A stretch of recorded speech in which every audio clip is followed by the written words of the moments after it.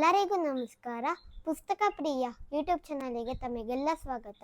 ಇವತ್ತು ನಾನು ಪರಿಚಯಿಸ್ತಿರೋ ಪುಸ್ತಕ ಅಂದರೆ ಪಕ್ಷಿ ಕಾಶಿ. ಇದನ್ನು ರಾಷ್ಟ್ರಕವಿ ಕುವೆಂಪು ಅವರು ಬರೆದಿರುವುದು. ಇದರಲ್ಲಿ ನಾನು ಇವತ್ತು ಪದ್ಯ ಓದುತ್ತಿದ್ದೇನೆ. ಕದ್ದಿಂಗಳು ಕಗ್ಗತ್ತಲು ಕಾರ್ಗಾಲದ ರಾತ್ರಿ, ಸಿಡಿಲ್ಮಿಂಚಿಗೆ ನಡುಗುತ್ತಿದೆ ಪರ್ವತವನದಾತ್ರಿ, ತುದಿಯಲ್ಲಿದೆ ಮೊದಲಿಲ್ಲದ ಹಿಡಿದಂಬರವನ್ನು ತಬ್ಬಿದೆ ಕಾದಂಬಿನಿ ರಾಶಿ, ನಿರ್ದಯ ಕಠಿಣಾಘಾತದಿ ಕುಂಬನಿಯನ್ನು ಒಪ್ಪಳಿಸಿದೆ, ಗೀಳಿಟ್ಟರೆ ಬೋರೆನ್ನುತ್ತೆ ಬಿರುಗಾಳಿಯು ಬೀಸಿ.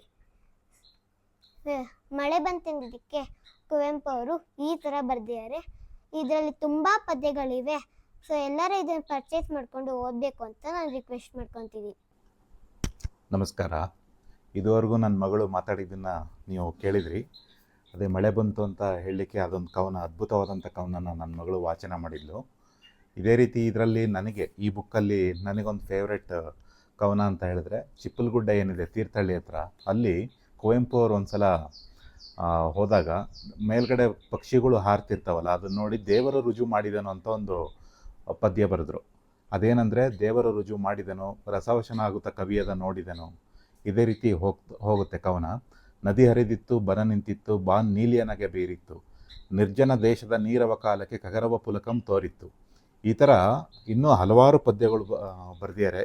ಇನ್ನೊಂದು ಬುಕ್ ಅಂದರೆ ಇದರ ಪಾಂಚಜನ್ಯ ಅಂತ, ಇದು ಕೂಡ ಕವನ ಸಂಕಲನನೇ ಕುವೆಂಪು ಅವ್ರದ್ದು. ಇದರಲ್ಲಿ ತುಂಬ ಪ್ರಖ್ಯಾತ ಆದದ್ದು ಅಂದರೆ ಕುಮಾರವ್ಯಾಸನ ಬಗ್ಗೆ. ಕುಮಾರವ್ಯಾಸನು ಹಾಡಿದನೆಂದರೆ ಕಲಿಯುಗ ದ್ವಾಪರವಾಗುವುದು, ಭಾರತ ಕಣ್ಣಲ್ಲಿ ನುಲಿಯುವುದು, ಮೈಯಲ್ಲಿ ಮಿಂಚಿನ ಹೊಳೆ ತಡುಕಾಡುವುದು.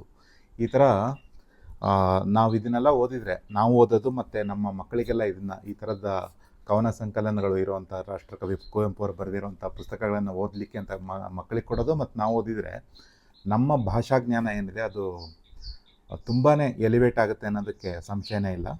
ದಯಮಾಡಿ ಈ ಪುಸ್ತಕಗಳನ್ನು ಎಲ್ಲರೂ ತಗೊಂಡು ಓದಬೇಕಂತ ನಾನು ರಿಕ್ವೆಸ್ಟ್ ಮಾಡ್ಕೊತಾ ಇದ್ದೀನಿ.